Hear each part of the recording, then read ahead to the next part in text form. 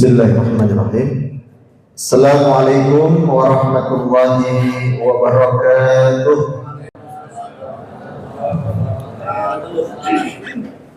Alhamdulillah nahmaduhu wa nasta'inuhu wa nastaghfiruh wa na'udzu billahi min shururi anfusina wa min sayyiati a'malina. May yahdihillahu fala mudilla lahu wa may yudlilhu fala hadiya lahu. Asyhadu an la ilaha illallah wahdahu la syarika lah wa asyhadu anna Muhammadan abduhu wa rasuluhu la nabiyya wa la rasula ba'dah. Raditu billahi rabba wa bil islam dina wa bi Muhammadin nabiyya wa rasula. Rabbi zidni ilma warzuqni fahma. Rabbi israh li sadri wa yassir li amri wahlul 'uqdatam min lisani yafqahu qawli. Bapak Ibu saudara bahagia, pertama dan utama mari kita bersyukur atas nikmat yang telah Allah berikan kepada kita. Allah sudah memberikan kepada kita rahmat, sehingga dengan rahmat itu Allah sehatkan badan kita, Allah kuatkan kaki kita untuk bisa hadir di majelis ilmu ini. Semua sehat Bapak Ibu? Alhamdulillah. Mudah-mudahan dengan hadirnya kita ke majelis ilmu ini, Allah akan angkat derajat kita dan Allah akan menghapuskan dosa-dosa kita. Amin. Bapak Ibu, dosa kita banyak atau banyak sekali? Pilihannya tidak banyak dan sedikit, tapi banyak dan banyak sekali.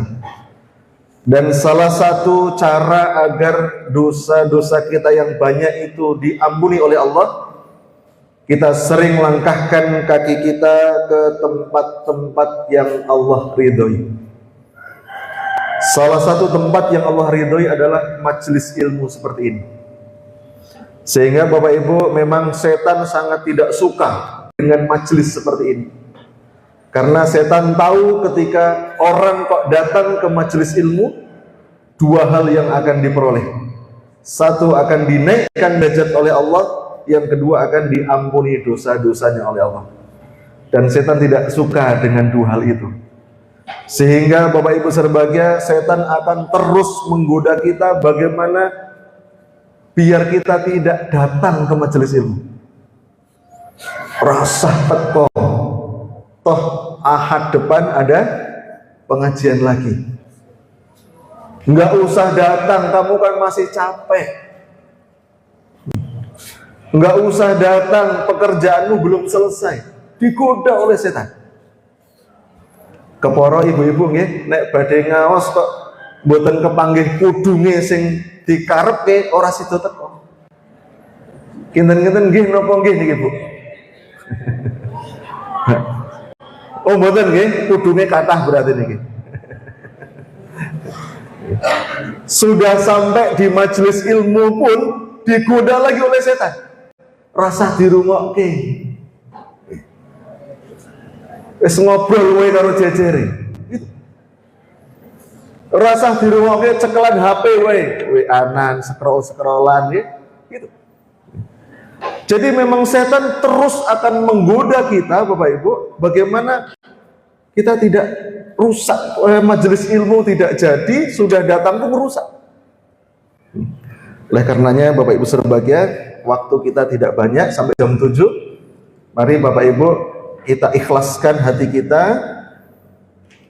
sucikan jiwa kita. Pada pagi hari ini kita akan sama-sama belajar Bapak Ibu, mudah-mudahan ada ilmu yang bermanfaat untuk kita semua. Yang kedua, salawat dan salam kita haturkan kepada junjungan Nabi besar kita, Nabiullah Muhammad sallallahu alaihi wasallam. Mudah-mudahan tercurah pula kepada keluarganya, kepada para sahabatnya, dan mudah-mudahan sampai kepada kita selaku umatnya. Dengan satu harapan Bapak Ibu, mudah-mudahan kita semua dimudahkan oleh Allah untuk bisa melaksanakan sunnah-sunnah yang diajarkan oleh Rasulullah SAW kepada kita. Bapak Ibu berbahagia, sebelum kita masuk ke materi Bapak Ibu, ada dua hal yang ingin saya sampaikan, dan ini kami rasa penting. Yang pertama, Bapak Ibu berbahagia, saat ini kita berada di tanggal 25 Safar. Bapak Ibu, bulan Safar itu ada apanya sih? Kira-kira ada apanya Bapak Ibu bulan Safar itu? Bapak Ibu berbahagia, dulu orang Arab jahiliyah ketika bulan Safar dia tidak berani keluar rumah. Tetap tinggal di rumah karena takut kalau bulan Safar itu bulan yang membahayakan, bulan sial. Makanya Bapak Ibu berbahagia, orang Arab jahiliyah dulu ketika Safar tetap tinggal di rumah, nggak pergi-pergi. Begitu juga dengan pedagang, takut kalau berdagang justru rugi. Bahkan kebiasaan orang jahiliyah dulu ketika mau pergi itu harus menerbangkan burung. Kalau burungnya itu ke kanan, ya dia perginya ke kanan. Kalau burungnya ke kiri, perginya ke kiri. Nggak berani Bapak Ibu, burungnya ke kanan kok perginya ke kiri, nggak berani. Nah, Bapak Ibu berbahagia, ternyata ada satu hadis dari Rasulullah SAW terkait dengan bulan Safar. Hadis ini diriwayatkan oleh Imam Bukhari dan Imam Muslim. An Abi Hurairah radhiyallahu anhu qala Rasulullah sallallahu alaihi wasallam la adwa. Kata Rasulullah, la adwa, tidak ada adwa. Adwa niku napa sih? Adwa itu penyakit yang datangnya tiba-tiba. Wala tiyarata, dan tidak ada tiarah. Tidak ada tatoyur. Tatoyur niku napa sih? Tatoyur itu adalah menganggap sial terhadap sesuatu.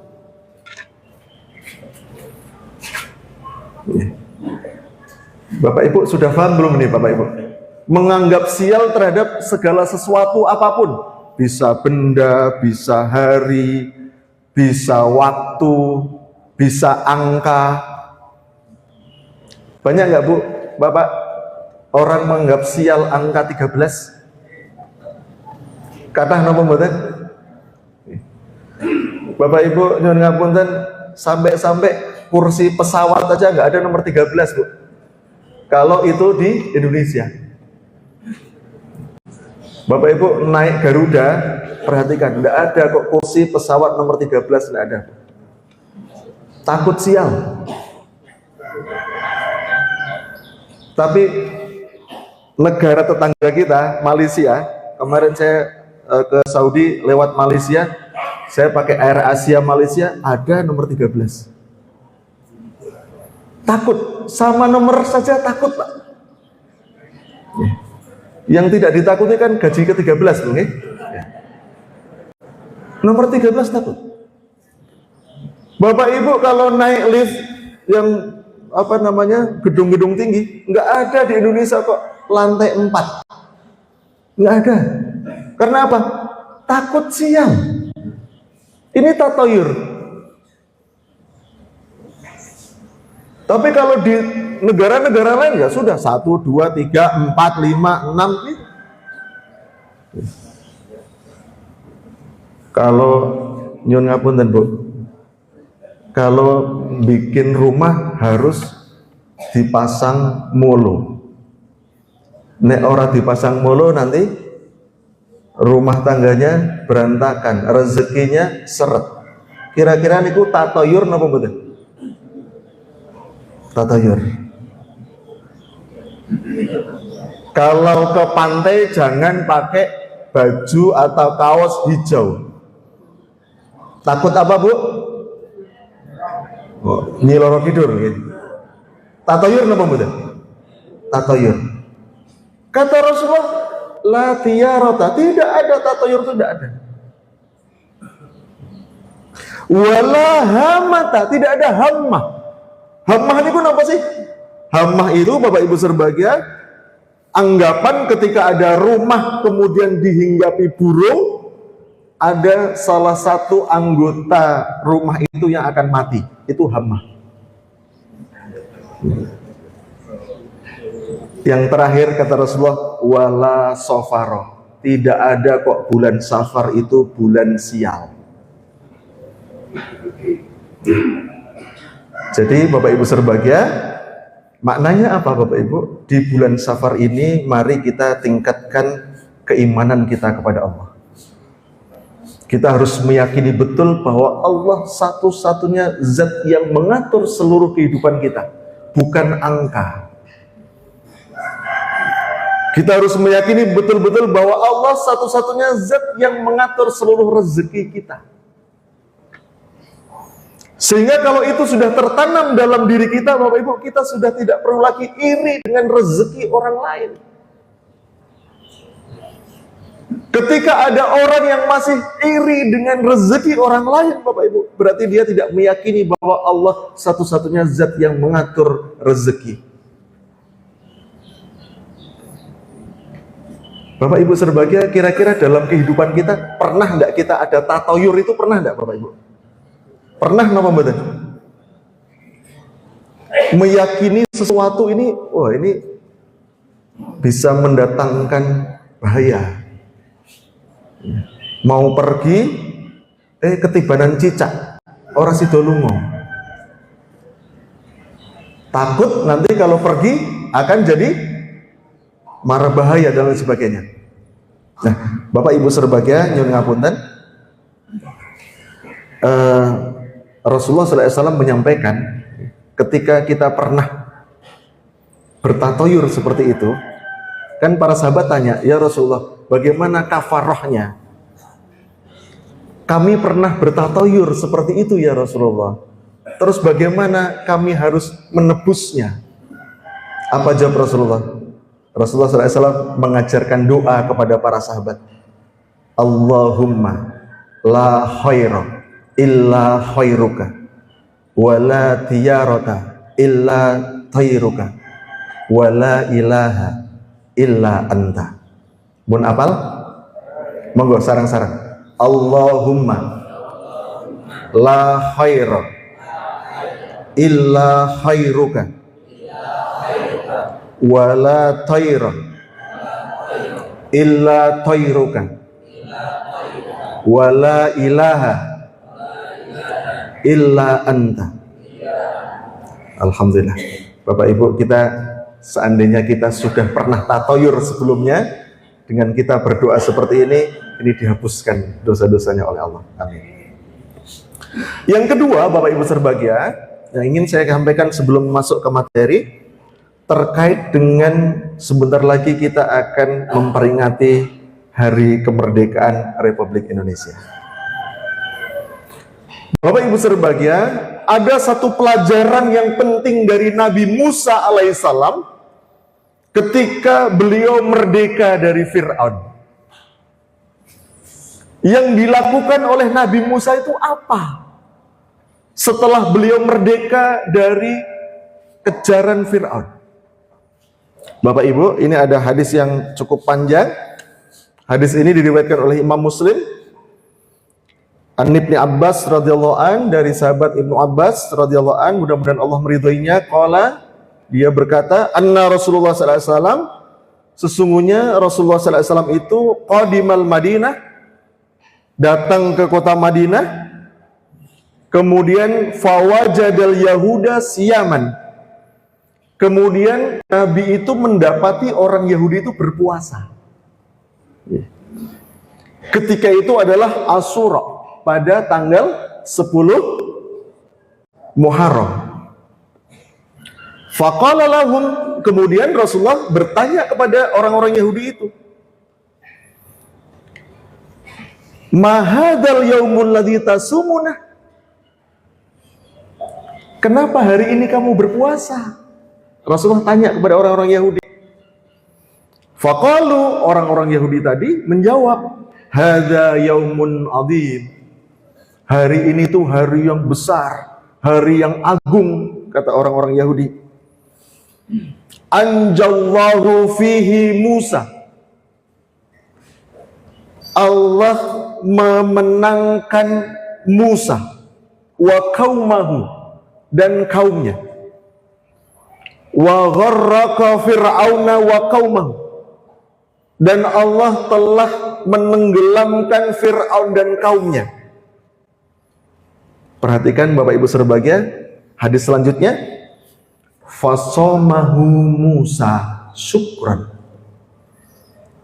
Karena Nabi Musa itu sudah dimerdekakan oleh Allah dari kejaran Fir'aun, maka Nabi Musa berpuasa syukran, dalam rangka bersyukur kepada Allah. Bapak Ibu berbahagia, yang dipilih oleh Nabi Musa dalam rangka bersyukur, beliau dimerdekakan dari kejaran Fir'aun, beliau memilih berpuasa untuk bersyukur. Oleh karenanya Bapak Ibu berbahagia, kira-kira kalau panjenengan mau mensyukuri nikmat kemerdekaan besok ini, kira-kira mau mengerjakan ibadah apa?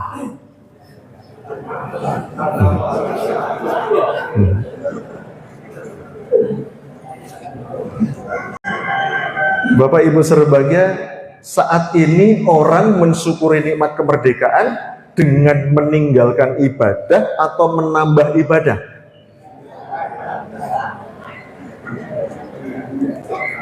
Bapak Ibu, ketika kita sudah tahu ilmunya seperti ini, bagaimana pelajaran Nabi Musa ketika beliau dimerdekakan oleh Allah, kita tetap mau meninggalkan ibadah atau mau menambah ibadah, Bapak Ibu?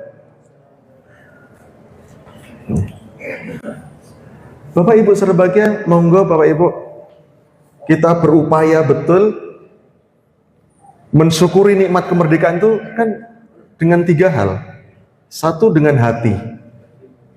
Kita meyakini betul bahwa nikmat itu karena Allah, bukan karena bambu runcing, tapi karena Allah, rahmatnya Allah. Yang kedua, dengan lisan kita. Bagaimana kita mengucapkan rasa syukur, bagaimana kita memuji asma Allah yang telah memberikan nikmat itu kepada kita. Kemudian yang ketiga, dengan anggota badan kita, Bapak Ibu. Bapak Ibu berbahagia, pelajaran dari Nabi Musa alaihissalam ini cukup mengena pada diri kita, Bapak Ibu.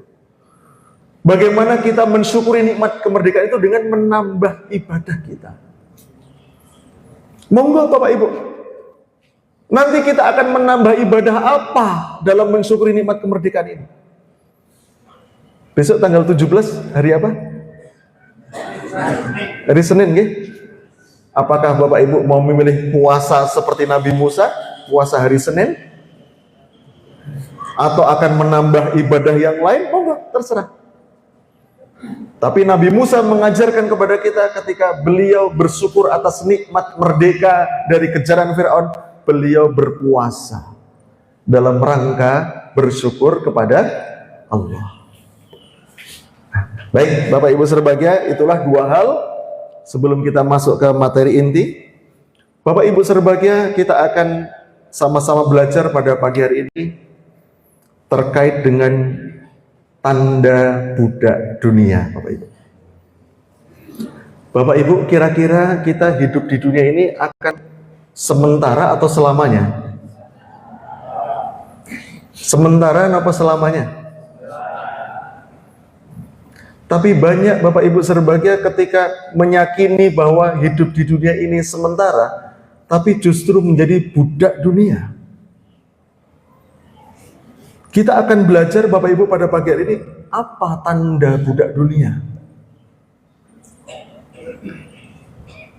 Nanti kita akan introspeksi pada diri kita sendiri Bapak Ibu, apakah kita masuk di dalamnya. Ketika kita masuk di dalamnya Bapak Ibu, masih ada waktu untuk kita perbaiki, biar kita tidak menjadi budak dunia. Bapak Ibu berbahagia, paling tidak Bapak Ibu berbahagia, ada 5 tanda budak dunia. Yang pertama Bapak Ibu, ketika semua ibadah diniatkan untuk mendapatkan dunia. Orang mengerjakan ibadah, tapi niatnya untuk mendapatkan dunia. Dia selalu rajin sholat tahajud, tapi niatnya biar dapat kedudukan. Sholat duha tidak pernah berhenti, tapi niatnya untuk biar rezekinya lancar. Puasa tidak pernah ditinggalkan, tapi niatnya biar sakti. Bapak Ibu pernah enggak berpuasa niatnya ben anaknya ben lulus ujian? Nanti apa mboten? Bapak Ibu nyuwun ngapunten, ketika semua ibadah diniatkan untuk mendapatkan dunia, ini tanda budak dunia yang pertama. Di dalam Al-Quran surat Hud ayat 15 sampai ayat 16, Allah menyebutkan, a'udzubillahi minasyaitonir rajim, man kana yuridul hayatad dunya wa zinataha. Barang siapa yang menghendaki kehidupan dunia dan perhiasannya, nuwaffi ilaihim a'malahum fiha, maka kami, kata Allah, akan berikan mereka balasan amal perbuatannya. Wa hum fiha la yubhasun. Dan Allah, kami tidak akan merugikan, nggak akan dirugikan sedikit pun. Ketika, mohon maaf Bapak Ibu, ibadah itu niatnya untuk dunia, dikasih oleh Allah. Sholat duha terus ben rezeki lancar, dikasih rezeki oleh Allah. Sholat duha diniatkan untuk mendapatkan kekayaan, dikasih oleh Allah. Sedekah niatnya kok untuk mendapatkan dan hartanya tambah banyak, dikasih oleh Allah. Tetapi Bapak Ibu serbagi, hati-hati ayat selanjutnya. Ulaikal ladzina laisa lahum fil akhirah. Tetapi orang seperti ini besok di akhirat tidak dapat apa-apa. Kinten-kinten pripun Bapak Ibu? Rugi napa mboten? Rugi napa rugi banget? Sholat tahajud jenglak-jengklik menahan rasa kantuk, tapi niatnya untuk dunia, dikasih sama Allah, tapi besok di akhirat tidak dapat apa-apa. Bahkan ayat selanjutnya, illan nar, tidak dapat apa-apa kecuali neraka. Ngeri apa betul Bapak Ibu?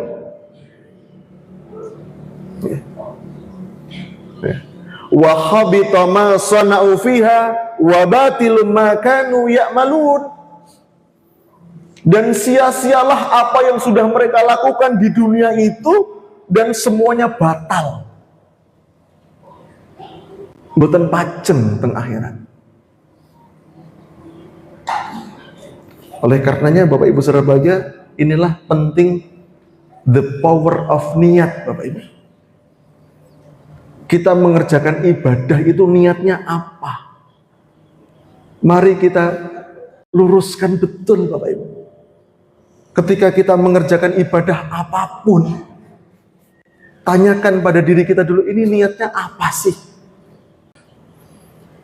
Kalau niatnya hanya dunia, diluruskan lagi. Kita butuh Bapak Ibu serbahagia untuk meluruskan niat-niat ibadah kita. Bapak Ibu sedekah, niatnya apa sih?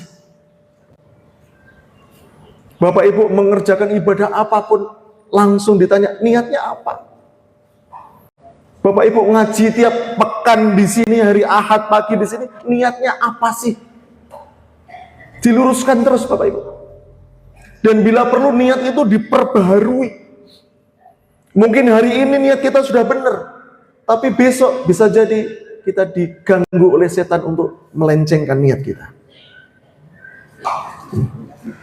Bapak Ibu saudara bahagia, surat Al-Isra ayat 18 juga senada dengan itu.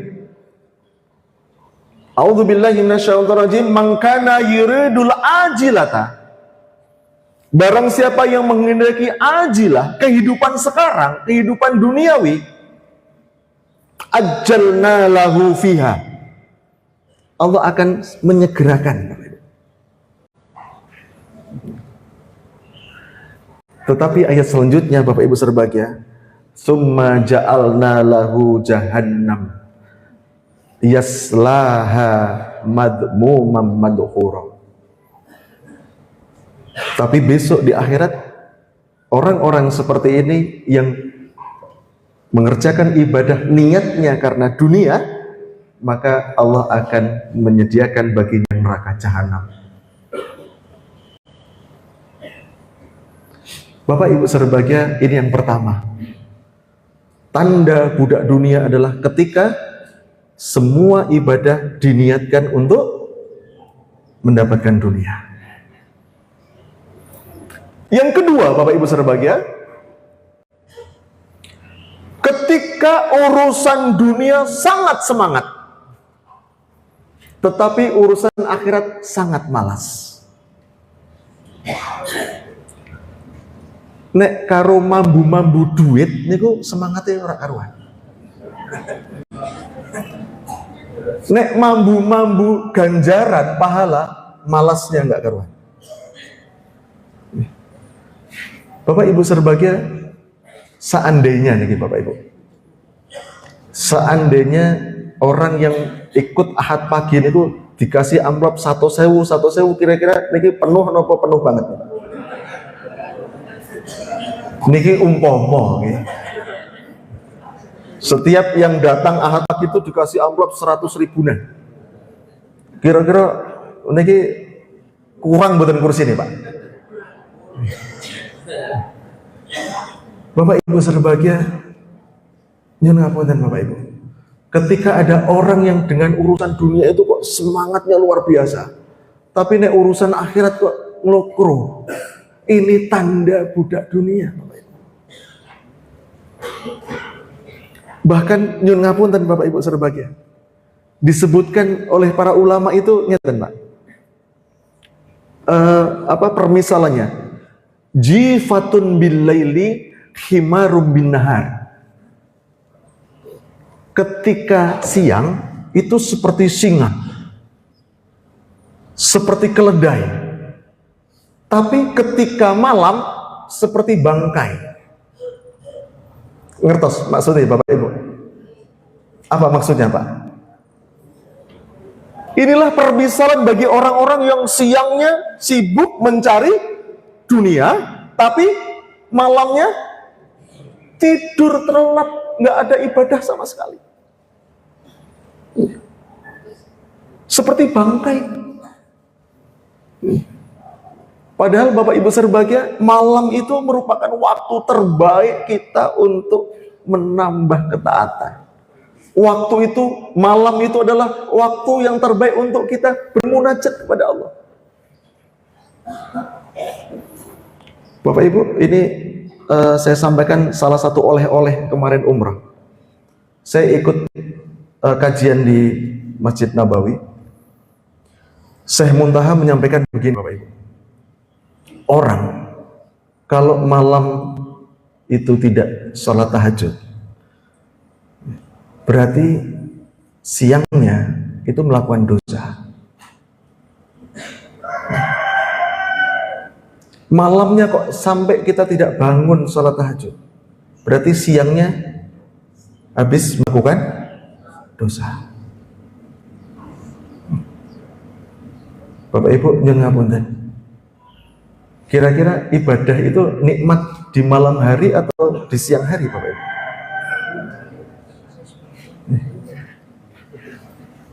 Di malam hari kan nikmat. Tapi kalau siang hari, semangatnya luar biasa. Bekerja, cari rezeki, cari uang, semangat. Tapi kemudian ketika malam hari, tidur seperti bangkai. Jifatun bilaili. Bapak Ibu nyuwun ngapunten. Kemarin ketika pembahasan haji, Bapak Ibu berbahagia, ketika kita belum bisa berhaji, Salah satunya yang kita lakukan apa? Wa malam yabit bimusdalifah. Barang siapa yang belum bisa mabit di Musdalifah, bermalam di Musdalifah, fal yabit ala taatillah, maka bermabitlah dalam rangka ketaatan kepada Allah. Siapa yang belum bisa bermalam di Musdalifah, maka hiasilah malamnya untuk berbagai ketaatan kepada Allah. Dan Bapak Ibu serbagia nyuwun ngapunten. Ini kan banyak sekali orang yang nyuwun ngapunten Bapak Ibu. Urusan dunia ini wah luar biasa. Dipen-pen kayak temenan. Tapi kalau urusan akhirat biasa-biasa saja. Bapak Ibu, surat Ibrahim ayat 3. A'udzubillahi minasyaitonirrajim. Alladzina yastahibbunal hayatad dunya 'alal akhirah. Ada orang-orang yang lebih menyukai kehidupan dunia daripada kehidupan akhirat.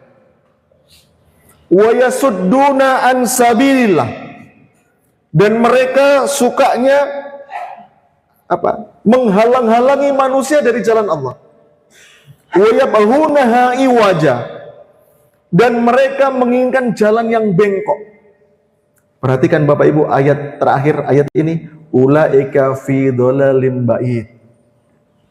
Mereka itulah dalam kesesatan yang jauh. Surat Rum ayat 7. Ya'lamuna dhahiran minal hayatid dunya. Ada orang-orang yang mahir terkait dengan kehidupan dunia. Wa hum anil akhirati hum ghafilun.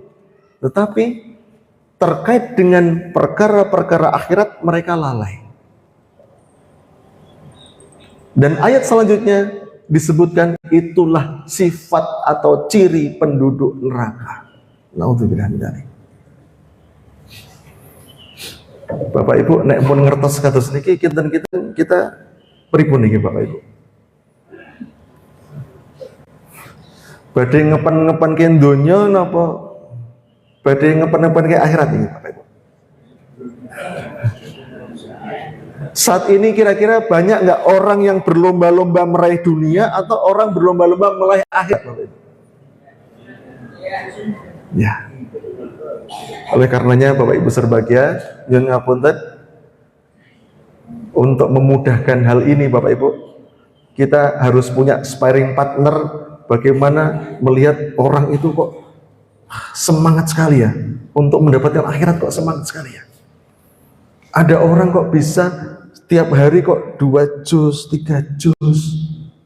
Ini kita melihatnya begitu. Tapi seringnya kita melihat itu sparring partnernya apa? Urusan dunia. Wah kayak montore anyar, wah aku ngesuk kudu montore anyar. Jadi berlomba-lombanya urusan dunia. Tapi tidak berlomba untuk urusan akhirat. Nah ini ciri budak dunia yang nomor 2. Apa Bapak Ibu cirinya yang kedua? Urusan dunia semangat, urusan akhirat malas. Yang ketiga Bapak Ibu, ciri budak dunia itu tidak memperdulikan halal atau haram. Bapak Ibu, Rasulullah SAW sudah menyampaikan 14 abad yang lalu. Ya'ti 'alan nasi zamanun la yubalil mar'u ma akhadha minhu ammal halal ammal haram. Akan datang kepada manusia suatu zaman ketika seseorang itu tidak lagi memperdulikan halal atau haram. Bapak Ibu, kira-kira prediksi Rasulullah SAW itu sudah terjadi napa dereng? Saat ini Bapak Ibu serbagia, orang sudah tidak peduli dengan halal haram napa mboten?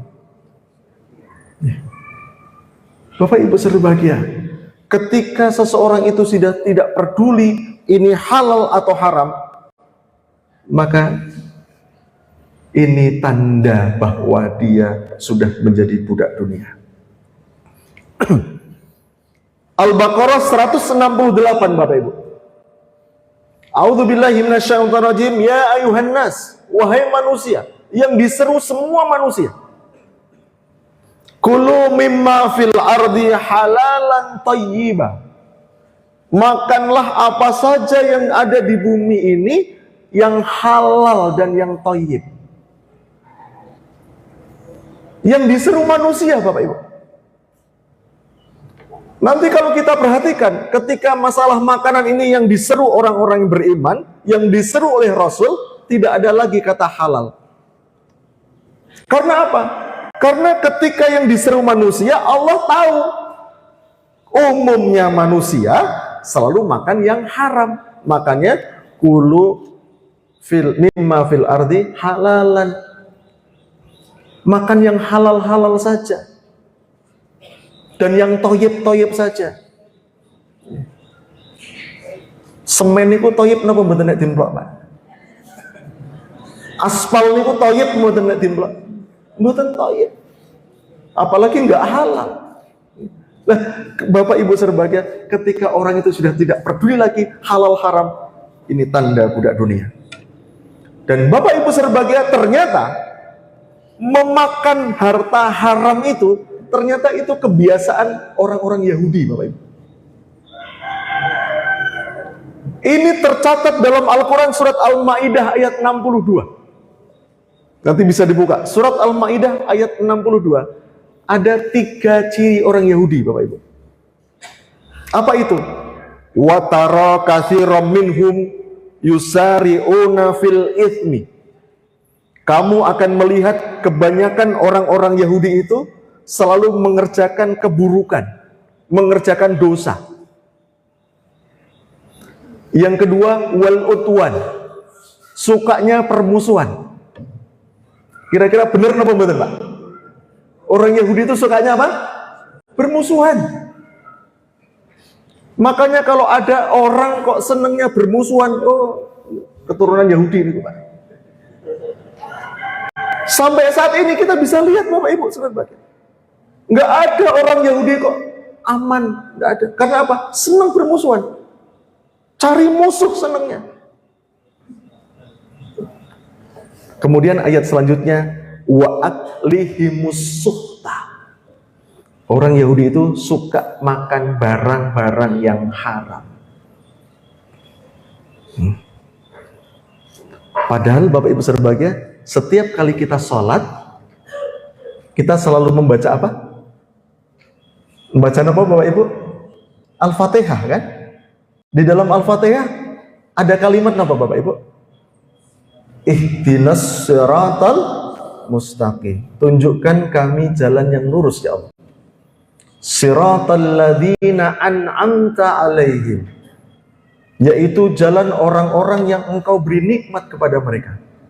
Ghairil maghdub, bukanlah orang-orang yang Kau murkai. Waladhdallin, bukan juga orang-orang yang sesat. Maghdub, Bapak Ibu, para ahli tafsir menyampaikan orang-orang yang dimurkai oleh Allah itu adalah orang Yahudi. Kita berdoa biar tidak jadi seperti orang Yahudi, tapi senengnya makan yang haram. Kira-kira pripun niku Bapak Ibu? Antara doa sama ikhtiarnya yang dilakukan berarti selaras napa mboten? Ini ku kan sami mawon pingin jadi dokter tapi kuliah teng ekonomi. Jadi Bapak Ibu serbahagia, antara doa kita dengan ikhtiar kita, apa yang kita lakukan, ini harus selaras. Nah ini Bapak Ibu serbahagia, kebiasaan orang Yahudi itu salah satunya adalah memakan barang yang haram. Bapak Ibu nyuwun ngapunten, ada satu hadis yang luar biasa Bapak Ibu, terkait bagaimana kunci kemenangan iblis. Ternyata salah satu kunci kemenangan iblis itu apa? Urusan perut. Ini ada hadis luar biasa. Rasulullah SAW bersabda, Lamma sawwarallahu Adam fil jannah, ketika Allah itu membentuk tubuh Nabi Adam di surga. Tarokahu masya Allah. Allah meninggalkan beberapa saat tubuh Nabi Adam itu. Faja'a iblis. Kemudian datanglah iblis. Untuk apa? Yutayyifu bihi. Iblis itu mengelilingi tubuh Nabi Adam. Yanzuru ma huwa. Iblis itu mengatakan, iki makhluk apa sih? Allah tuh menciptakan makhluk apa sih ini? Falamma ra'ahu ajufa arafa annahu khuliqa khalqan la yatamalak. Ketika iblis itu melihat ada rongga perut Adam yang kosong, iblis mengatakan, aku bisa mengalahkan makhluk ini karena makhluk ini tidak bisa tahan dengan rongga perut yang kosong. Bapak Ibu, kunci kemenangan iblis urusan perut. Sehingga Bapak Ibu berbahagia, kalau kita mau menang dengan iblis, kita harus jaga perut kita. Kira-kira makanan yang akan masuk ke perut kita ini halal atau tidak sih?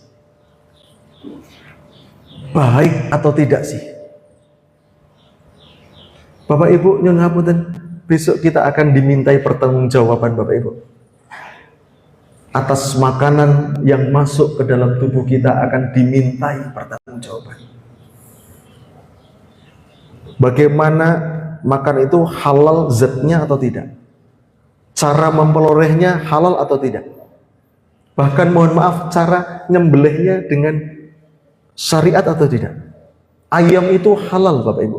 Tapi kalau nyembelihnya dengan tidak bismillah, barang yang halal tadi menjadi haram.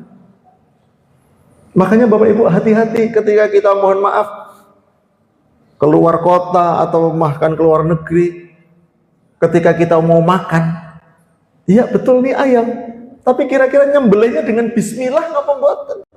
Ini permasalahannya. Dan Bapak Ibu berbahagia, saya sudah pernah mengalami sendiri. Ketika kami ke Masjidil Aqsa, ke Palestina, hotel kami hotel nasional itu hotel bintang 5 yang terdekat di Masjidil Aqsa.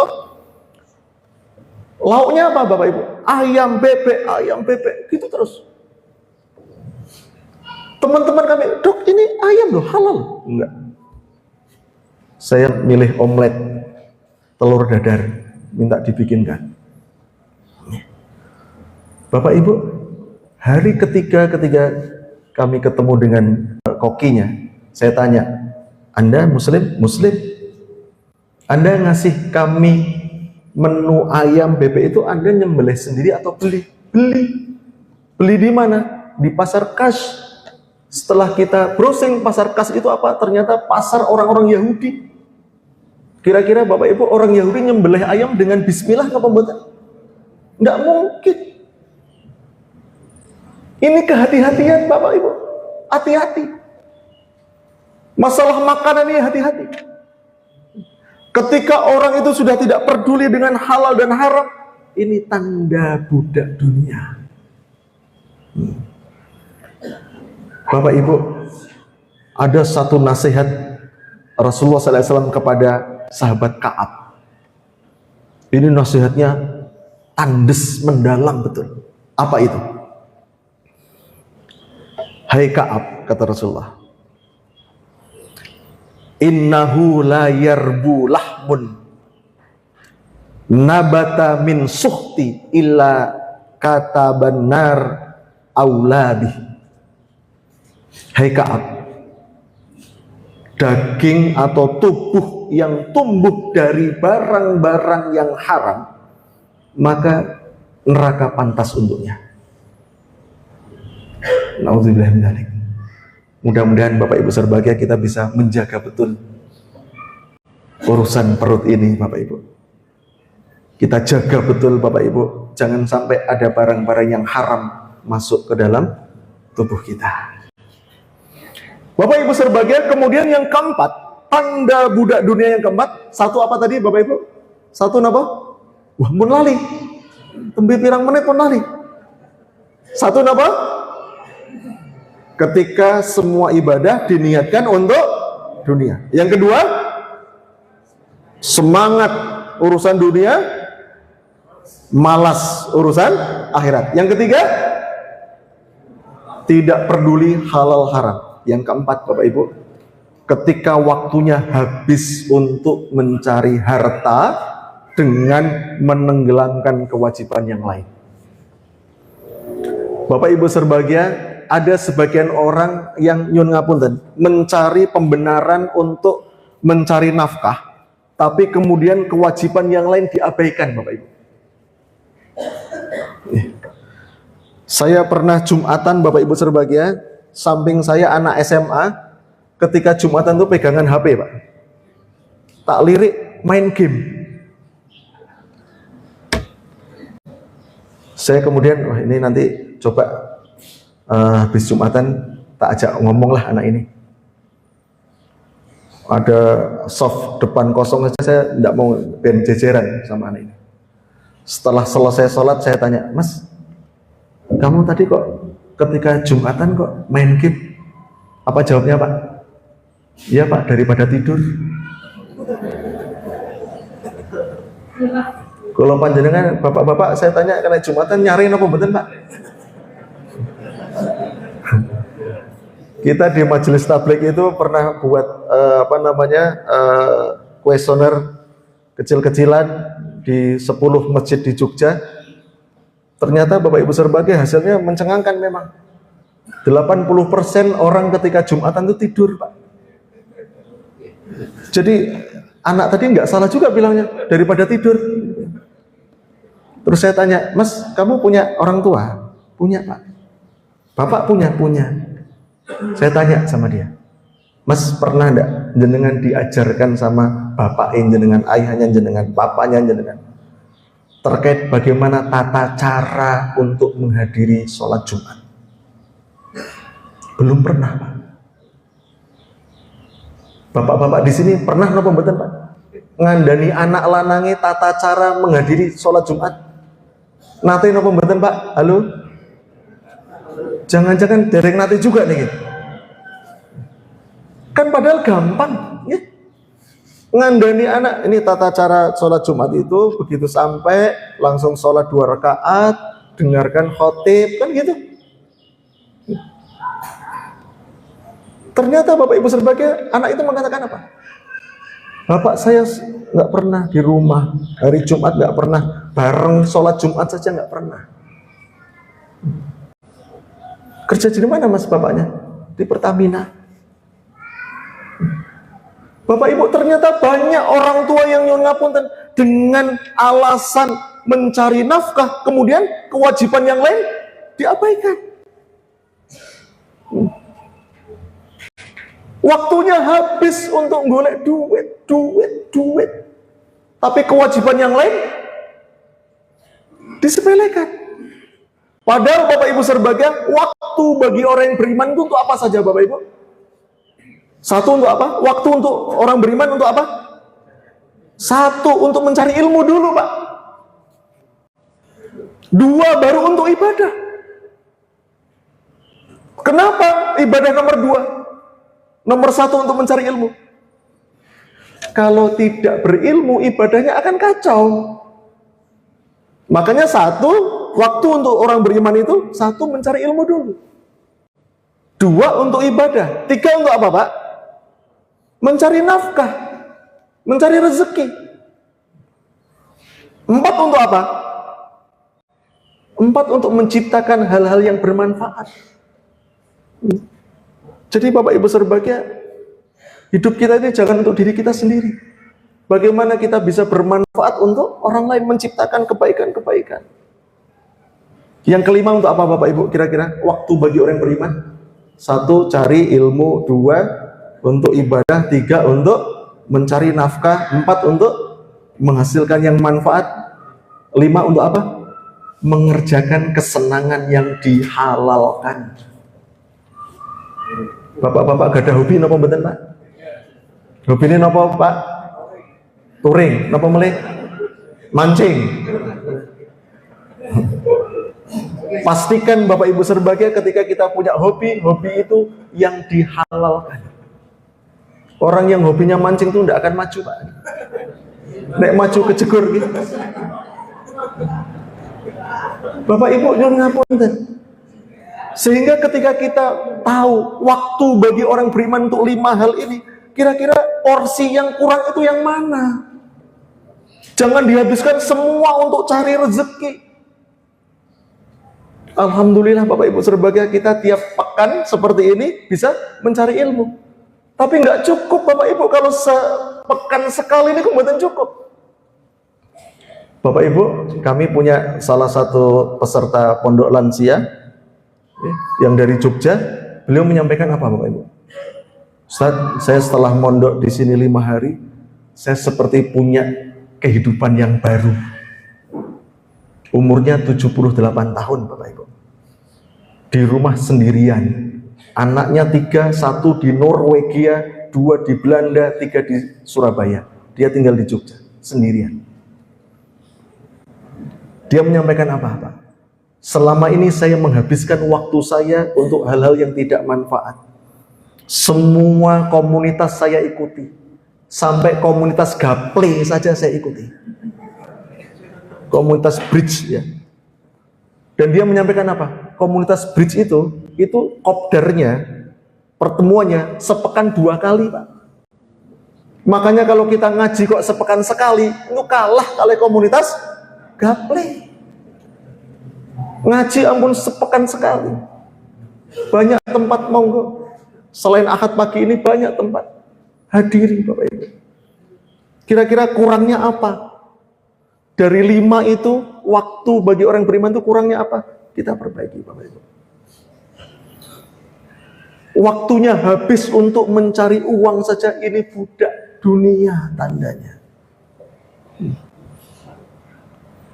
Mas mboten ngaji, ora sempat. Tahajud, wah kesel. Lihat sini. Yang terakhir Bapak Ibu berbahagia, jam 7 kurang 3 menit. Yang terakhir Bapak Ibu, tanda budak dunia yang kelima adalah ketika sholatnya berantakan.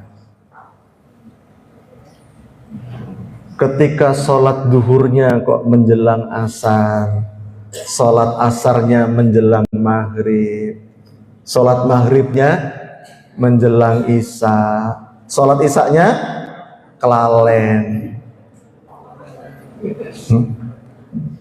Inilah tanda budak dunia Bapak Ibu, ketika sholatnya berantakan.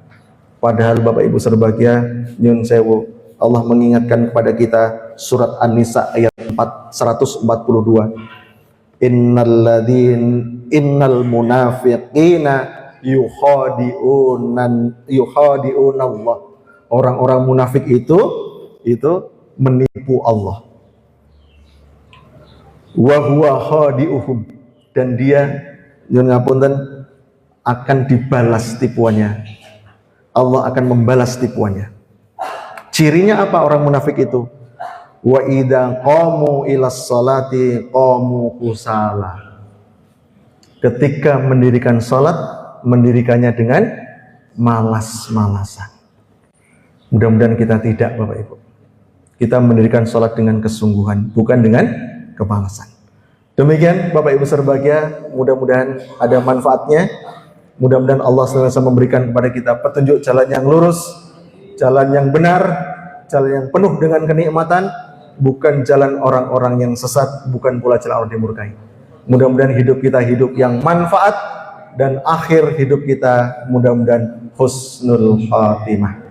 Kurang lebihnya pengapunten, kalau ada kebenaran itu datangnya dari Allah semata, kalau ada kekurangan, kesalahan itu datangnya dari kebodohan kami, mohon dimaafkan Bapak Ibu. Demikian, Assalamualaikum warahmatullahi wabarakatuh.